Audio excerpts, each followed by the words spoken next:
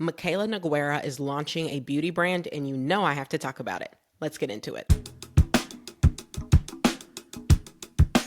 By the way, I'm KJ Miller. I am a founder, lecturer, and content creator. I love talking about all things business and pop culture. If you like any of that, be sure to subscribe. Now let's talk about Mikayla. All right, in case you missed the news, yesterday, March 11th, Mikayla announced that she was launching a new brand. It is called Point of View Beauty.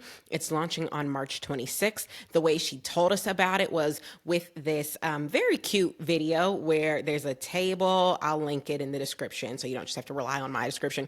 There's a table. It's full of, generic looking beauty products. She walks up very slowly, clickety clacking in her heels, and then wipes all the makeup off the table. And then she just has her product Point of View, which is 5 products, which we will get into. Now, I will say, is this reminiscent of Jackie's ad when she was launching her fragrance? Yes. And I'm not saying that Mikayla is biting off Jackie. Like, I think it makes sense. If you are an influencer, a creator who's known for working with and using a lot of products, and then you launch your own product, yeah, it makes sense that like maybe part of the branding would be like, I'm clearing space. I'm making space for my new thing. But yes, it was reminiscent of that because if you didn't see Jackie's, initial launch video for announcing her brand, it was iconic because one thing about Jackie is she has so many fragrances, and we've all seen all of her fragrances a million times, and she took the time to move every single one of her 8 million fragrances down from her little bookshelf and then put up just the one from her brand, Forever Mood, but she put it blurred so you couldn't see what it was, but you knew it was fragrance, so you knew a fragrance was coming. Iconic.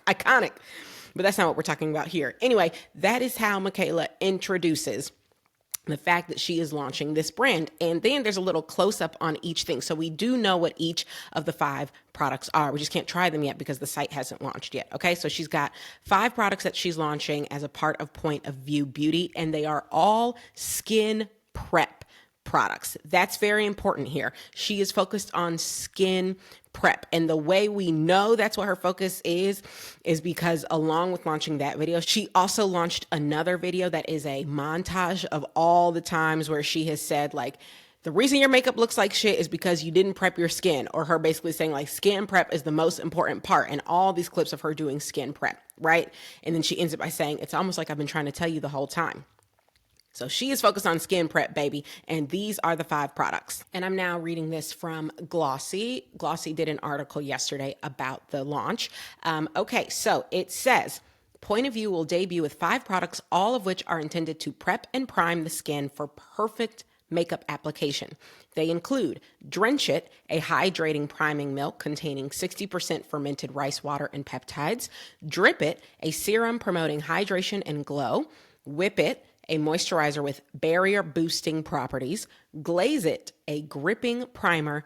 And Amp It, a lip treatment to help prep lips for color. Okay.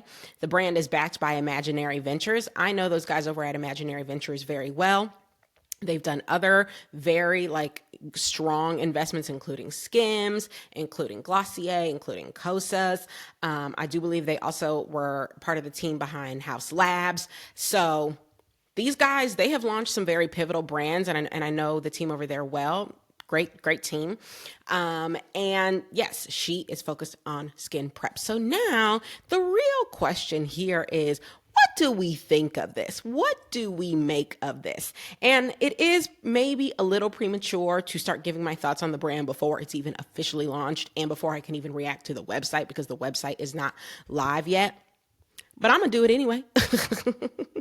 And if I need to give my updated thoughts later, that's exactly what I'll do. So basically what I want to walk through is all of the things we know so far about this brand, about its leadership, about Mikayla and the things that she has said, and whether or not I think this brand has a real shot at being successful. So let's start with what we know about Mikayla. If you are not following Mikayla online, she has built a massive audience on TikTok and also a very big following on Instagram as well. So I just checked over on TikTok. She has 16.3 million followers, which is just wow. And then on Instagram, she's got 3.2 million. Also amazing, but obviously TikTok is really where she got her start. I remember for a long time she didn't even have an Instagram or YouTube. She used to say that, like, if you're seeing my content anywhere else, that is not me. I'm only on TikTok. I'm sure her management and everyone else was like, girl, you got to be somewhere else. Okay. So she does have a big following over on Instagram as well. And if you've been seeing her content for a while, you know she's also known for her thick Boston accent. Everything is nice and sharp. When she's like doing her eyeliner, make it sharp. Kardashians. I'm sorry, Boston. I'll stop. The point is, she has a very thick accent. She started when she first hopped up on TikTok, she was working at Ulta, like on the sales floor at Ulta. And she eventually quit that job when she started making enough money as an influencer. So that's a little bit about her story. She's always loved beauty. She also has always been known for full glam. Okay. I'm talking full glam. And she has said, like, she wants the full beat. She wants the eyeshadow look with 4, 5, 12 colors. She wants a very defined, very dark brow. She wants a contour. She wants a bright under eye. She wants highlighter. Okay. Y'all thought we left highlighter back in 2016. Mikayla did not. She wants the highlighter. She wants the lip liner with the lipstick, with the lip gloss, with the glaze, with the whatever, full glam. Okay. And she's also done a lot with e.l.f., which I think is really interesting, and we'll get into a little bit more. One of her biggest collabs was for her wedding. She launched I believe it was a lip duo, like a lip kit. So like a liner lipstick combo with e.l.f. She took over e.l.f. for a day. I think they like made her CEO for a day, and she's done so much promotion for e.l.f. I honestly, of all the brands I've seen her promote, I personally feel like I've seen her talk about e.l.f. more than anybody else, but she's done collabs with tons of brands, and I've heard she has sold out many, many brands, including many brands at Sephora, so like higher end brands as well. But again, her hallmark really has always been full beat, full glam, full face, which is why it's so very interesting that she decided to launch with skincare. Now, of course, because she is messaging it as skin prep, right? The prep that you do before you apply your makeup, it is still makeup adjacent. But I will say, in a lot of the reaction videos that I'm already seeing, most people are calling it a skincare line because, I mean, it is a skincare line. You've got a moisturizer, a primer, a lip treatment, a serum, like, these are skincare products. And I think it's interesting because it's clear she's messaging it as skin prep because that is adjacent to makeup and because she also has been known for doing her skin prep routine. But I do think a lot of people are reading it as a skincare line. And is there a bit of a disconnect there? I think there's a bit of a disconnect, but it's not one that she can't overcome. I don't think so, because one, she is on record many, many times through many, many videos, as we saw in her montage. She is on record talking about the importance of a really good skin prep routine and saying, like, your makeup's going to look like shit if you don't do the proper skin prep. So she is on record for caring a whole lot about skin prep. Also, I do think there's a very natural progression from skin prep into cosmetics. And I do think she'll be making that progression. Some internet sleuths have already found some of the patents that she's applied for and trademarks and things. It does definitely look like there's going to be a move into cosmetics. And I think it'll be slow and measured, similar to Rhode, right? Like Rhode, their first cosmetics was basically like lip oils, and now they have lip liners that they're not calling lip liners. I forget what they're calling them. Lip shapers, I think they're calling them. They're moving in slowly, bit by bit. And I think Mikayla probably will do something similar. But launching with skincare when you are known for being the full glam girl, is there a little bit of a disconnect there? Sure. Absolutely. But like I said, I don't think it's something she can't overcome. Now, the other thing about Mikayla that I didn't really know and hadn't really thought about until I started reading this glossy article is that she's been thinking about like becoming a beauty founder for a long time. And mind you, she's still quite young. She's 26 now, but she says in this article, she had been thinking about for years, what her legacy was going to be. So this is a quote from Mikayla. I had made an incredible impact on social media. I had built such a strong, incredible community. I had worked with all the dream beauty brands I aspired to work with. I had done partnerships with brands I never imagined, but I had this lingering question in the back of my mind, like, what's next? What is my legacy truly going to be? Do I want to be known as just a social media influencer or known for something deeper, something bigger, to have a richer impact? So, she's only 26, but she's thinking about legacy, and she's been thinking about it for years. I think that's really smart because at the end of the day, there are only but so many influencers who have been able to build truly long careers. A lot of the influencers that were big in the 2010s are not still big today. That is not to say it can't be done. Look at Jackie Aina, look at Jackie Aina, look at Shayla. I mean, I really know the influencers of color who have made it for a long time. I mean, I guess you could look at like Jeffree Star and James Charles. To me, they have not been able to hang on to the relevance they once had. I could be wrong because I never spent that much time paying attention to them.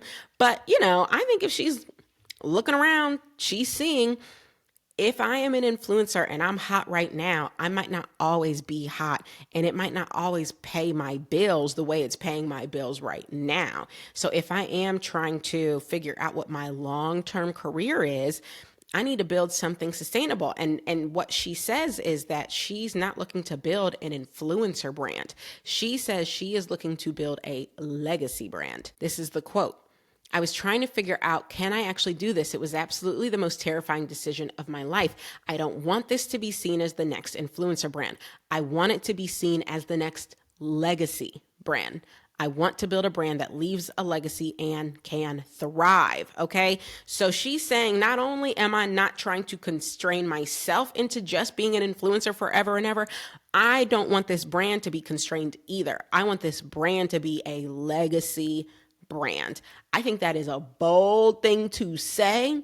And I like bold. I do like bold. I like that that's how she's thinking about it. Again, she's young, but she clearly works hard. Miss Mama has been putting out, I think, 3 videos a day, every single day for 4 years. And her videos are quite nice and well produced. And word on the street is she still does it all herself, all her own editing, everything. So I have a lot of respect for her work ethic. I think she's got real work ethic. And I have a lot of respect for this goal of creating a legacy brand. Now, the question is, has she set herself up for success to do that? Now, in my opinion, there are a few things that I do think she's definitely gotten right out the gate. Number one, she brought in an external CEO. She is not trying to be CEO of this brand. I think that makes a lot of sense. I mean, look, that's how Skims has been able to be as successful as it is. That's how Good American has been able to be as successful as it is. If you know that does not mean, saying that I'm not going to be the CEO doesn't mean you're not smart, doesn't mean you're not talented. Doesn't even mean that you don't know anything about business. It just means you recognize, for this to be the type of business at the type of scale that I'm looking to build, I am not the best person to run it. I want to bring in someone experienced at building brands. And so she's brought in someone, according to this article, named Ani Hajanian.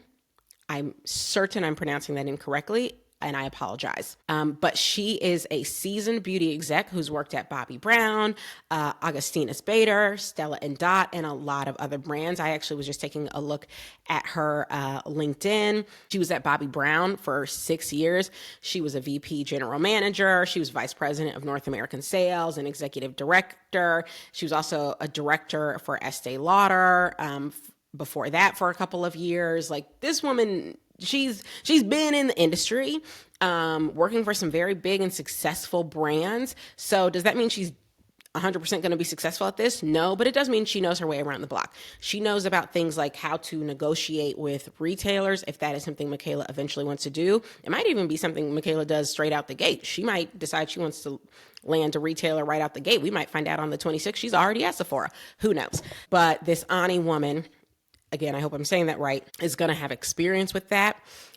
She's going to have experience with working with different manufacturers and making sure that the manufacturers who are making your product are doing it right, holding them to the right quality standards. She's going to have experience when it comes to influencer marketing, like Mikayla's used to being the influencer. She is not used to contracting with and negotiating with other influencers for her own brand. This Ani woman has definitely done that before, definitely managed departments who have done that before. So she knows the nuts and bolts of building and growing a beauty brand. I think that was very, very smart of her to bring on an external CEO to do that, and not to try and take on that role herself. So that's number one. I do think that was very smart. Number two, what I will say about the packaging is I do think the packaging and the branding is compelling.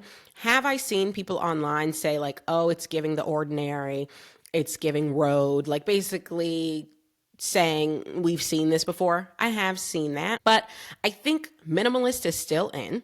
I think minimalist makes sense for skincare. And I also think the drench it, amp it, whip it, I think all of that is very simple. And I think making this line feel approachable makes a lot of sense for her core brand, her core audience. If there is one thing Mikayla feels like she is, it's approachable, right? Like, particularly if you've been seeing her content from the beginning, it never felt elitist. It never gave, I'm too good, I'm too stuck up, like you can't talk to me. It really never gave that. It gave very much like, I'm from Boston and I'm going to, beat this face and do these brows and, chit chat while we talk about it.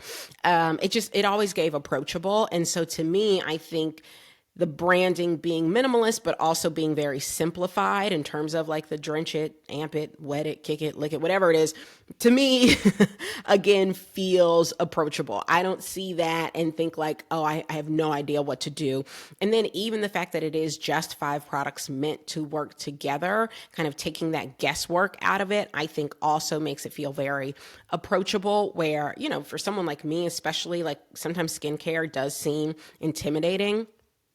Like, why do I need a 12-step program? Why do I need 4 different serums and I need an essence and I need a blah, blah, blah. I think having just the 5 things and very clearly saying like, this is the order you do them in order to have the perfect palette for your makeup, that feels approachable. So I do see people hating on it. I personally think the branding and the packaging makes sense and is another thing that I would say is potentially setting her up for success. The other thing that I think is very smart, I don't know if it's going to set the brand up for success, but I do think it is setting Mikayla up for success. The other thing I think is very smart is that she partnered with Imaginary Ventures on this. Now, the terms of the deal were not disclosed. Typically, when deals like this go down, there is some percentage, Imaginary is fronting the capital, okay? So Mikayla is either putting in almost no capital at all or a very small amount of capital. That capital is coming from Imaginary, but she still gets to be a significant owner in the business, but she doesn't have to put up her own money to do it. Very smart. Okay. I mean, it's kind of like a traditional founder model, like all the money for Minted was put up by investors, but I always had a significant stake in the company. It's basically that model. I didn't have to put up my own money. And I'm guessing the same is true here. Is it possible Mikayla put in some of her own money so that she could have an even bigger stake? Yeah, it's possible. That's definitely possible. But my guess is if she did put in any money, it was not a very big check. And I would not be surprised if she didn't have to put in any capital at all. And the reason why I say I don't know if that's going to set the company up for success is because, like, look, frankly, if a company is going to be successful, it doesn't really matter who put the money up to make it successful. I don't think. They might disagree. The money's got to come from somewhere. So whether it came from her or a VC or a private equity firm or whomever, it doesn't really matter, I don't think, where the money is coming from. So I don't know that that's going to make that big of a difference in terms of the company's success. However, for Mikayla, what it means is if the whole thing flops, she's not out any dollars. Okay. That's coming from the VCs and the very wealthy funds that fund the VCs. Okay. So that is very smart for her, particularly at her age. Now, we all know she's wealthy at this point. She's made a lot of money doing what she does, but she's still also very, very young. So the money that she has made in her shoes, I would definitely want to protect that money. Okay. I'd want it sitting up in these accounts and growing. What I wouldn't want is to take a big old chunk of it and put it towards a business if I didn't have to do that. So I think that was very smart for her. And potentially, the way I would argue that it is also very smart for the business is because working with a company like Imaginary that has backed other winners like Skims, like Kosas. So I do think in that sense, where the capital comes from can matter. And these guys have proven they know how to pick winners and support winners and help put the right team around the person in order to win. So I do think that aspect of it could set it up for success as well. So those are the pieces that I think very well could help this brand be successful. What are the risks? Well, the risks are the two things we don't know anything about yet. Okay. The risks are the price and the actual product performance. And we don't know those two things yet. When it comes to price, to me, it looks like she is positioning this as a more premium brand. The packaging to me is giving more premium. And I think a premium price point coming from someone who, we're used to getting recommendations on for e.l.f. and other dupes, I think that could be a bit of a disconnect. That said, a lot of people are willing to spend up and spend more when it comes to their skincare than for makeup because this is my face and I only get one face. So, maybe I want a $5 lipstick, but that doesn't mean I want a $10 serum. This is my face. So I'm not saying it definitely, first of all, I don't know what the price point is going to be. Second of all, even if it is premium, I'm not saying that means it won't be successful. I'm just saying I think it's a little bit riskier because, again, along with us turning to Mikayla and thinking about her for full glam, I think a lot of people have also turned to Mikayla and looked for her for like affordable makeup. Now, of course, she does use makeup in every different price range, but again, her biggest collab being with e.l.f. She talks about e.l.f. all the time. She talks about Maybelline and other very, very affordable mass brands all the time. I could see there being a world where the people who have kind of like ushered her into dominance might think, okay, so when you launch your brand, it's going to be things I can afford. So if it's a price point that feels kind of prickly, kind of, too intense, could that be a risk? Could that be a disconnect? Absolutely, it could. Only time will tell. The other thing that I think is a risk is, of course, the product performance itself. We won't know until it goes on sale, until people start getting it in the mail, in their PR packages, whatever, and really trying it. And I will say, I personally would probably be more interested in hearing what people thought who were not sent influencer packages, to be honest with you. I know that's going to be a part of the rollout and that's fine. I'll still watch those videos too. But I really would be looking for the people who actually went and spent their good dollars. What do they think? And I personally would need to see people who like gave it a real wear test, like not just, I'm putting it on and it feels smooth on my skin, so I like it. That's never going to be good enough for me. The way my skin is set up, no, that's not good enough. Okay. I have extremely sensitive skin. I have eczema. This is an eczema breakout that like has scarred.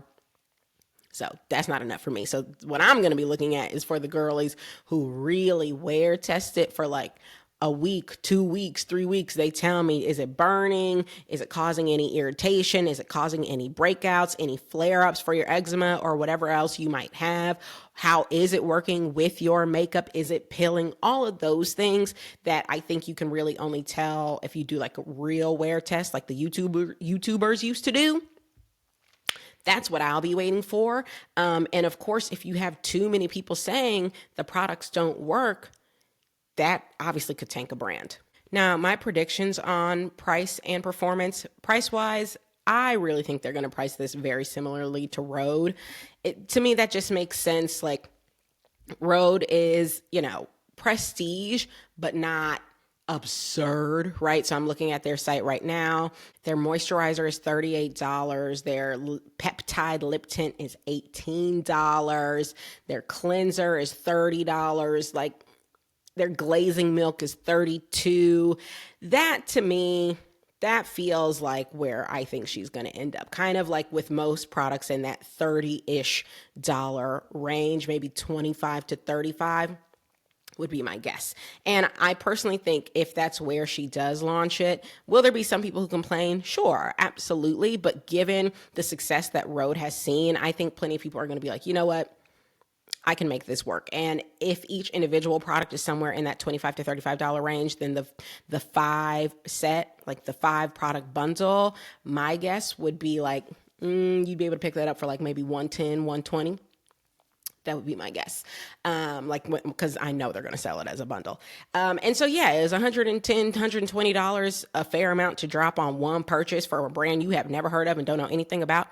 I mean, to me it is, but for 5 skincare products, is that like so much? For me, it's not.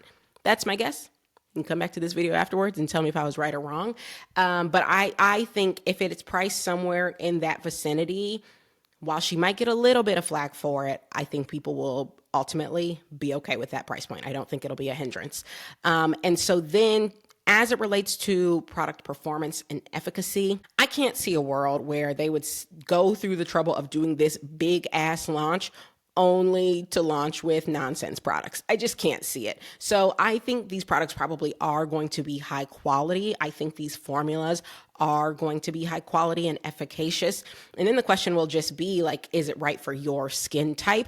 I am not one of these people who thinks all products can work for all skin types or this brand is suitable for all skin types. I think that's silly. Okay. Our skin is very different. So whose skin is it for? I think is going to be the question, or whose skin is each particular product for. But do I think they're going to launch with like just nonsense, cheap ass formulas? No, no. Imaginary would never do that. I don't think Mikayla would ever be down for that. No, I think it is going to be high quality. And then it's just, going to be a matter of, is it for you? So that brings me to my conclusion. I really have spent way more time talking about this than I anticipated I would. Let me start there. I didn't know I had this much to say. In conclusion, I think there is a very, very good chance that this line will be successful. I think she's been smart about bringing in key leadership. I think the packaging and branding is very smart. I think her audience is huge. And as far as I can tell, loyal. She is still selling out products, y'all. I think that the price point, as long as it's not absurd, I think a premium price point can still make sense if she's sort of living in that road area. And I think I do think the products are going to, perform well. I think they're going to be high quality. And so then what it all comes down to, if all of that is true, what it comes down to is, can she grow beyond her TikTok social media audience? Because if you want to build a legacy brand, even 16 million followers isn't going to get you there, because not all of your followers are going to buy. Okay. I think if you got honestly 2 to 3% of your followers to buy, you would be like, that is a huge conversion rate, particularly when between the two platforms, you have almost 20 million followers. Okay. 2% of 20 million. Can I do that math right off the top of my head? I think 1% of 20 million is 200,000. 0.01 times 20 million is 200,000. Okay, so multiply by 2, 400,000 people. If 400,000 of her followers purchase this brand, let me tell you, that is huge. Okay, and if each one of them gets that 5-set bundle that I'm theorizing is going to be like, call it $120, that's $48 million, y'all. No. No way. That's crazy. That's with a 2% conversion rate. Girl, if you can get 2% of your followers to buy, hang it up, flat screen. I mean, my God. But the point is, most people cannot convert even that big a percentage of their audience. So if she can, she's doing a damn good job. But it's about building a legacy brand takes more than your followers. It just does. You've got to entice people on the street. You've got to entice people who have never heard of Mikayla. Do you think the only people buying Rhode are people who are fans of Hailey Bieber? I don't. I think she has built success on shelf. I think she has convinced people to try her brand who aren't even that familiar with her or don't even really care about her. And I do think that's what Mikayla is going to have to do, which really is going to come down to the product itself in the marketing. So we'll see, but I think there's a really good chance that this brand is successful. What do you think? Do you agree with me? Do you think I'm tripping? Do you think no way it's going to be a flop? I want to hear your thoughts. Let me know in the comments down below. And if you like this sort of content, be sure to subscribe. I'll see you next time.